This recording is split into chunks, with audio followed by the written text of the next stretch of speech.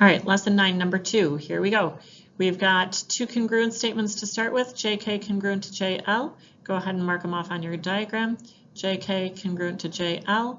And my second congruent statement is JX congruent to JY, JX congruent to JY. And start with your statements and reasons.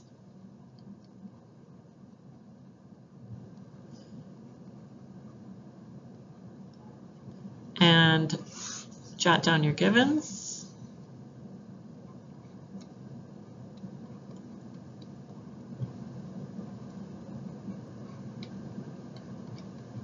Oops, JX is congruent to JY. And so 1 and 2 are my givens. All right, so hopefully you noticed when we marked these sides congruent over here where JK is and where JL is. So I marked this side over here congruent to this side. Then I see that this is an isosceles triangle.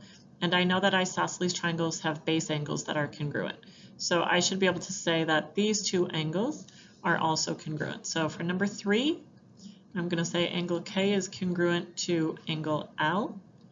That's an angle and an angle. And my reason is base angles of isosceles triangles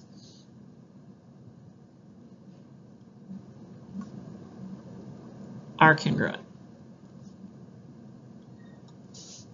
Okay, so I initially thought that this proof was going to be pretty easy because I see right away I can get those angles congruent. Unfortunately though, when I look at what I have, I've got an angle, a side, and a side congruent to an angle, a side, and a side. And we all know this keeps happening.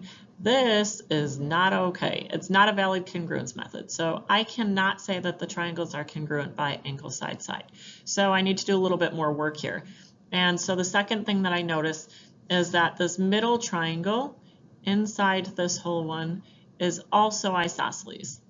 And so if that's isosceles, then I can say that these inside angles are also congruent. And it seems like that's not going to help me at all, but I'll show you. Be patient.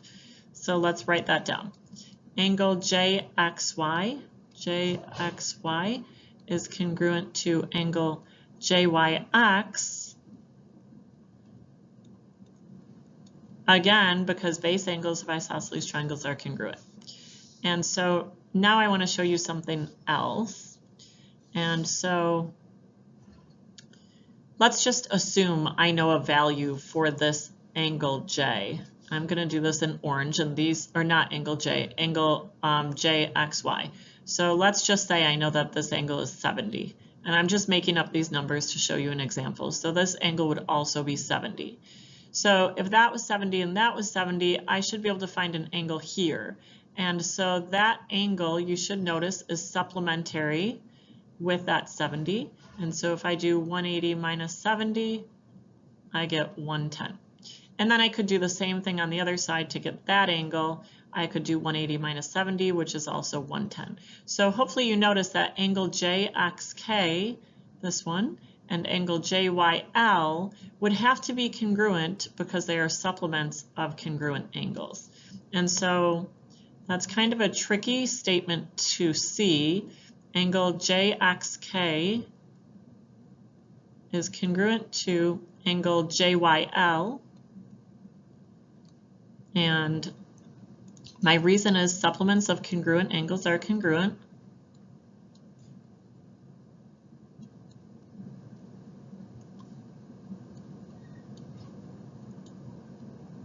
Are congruent.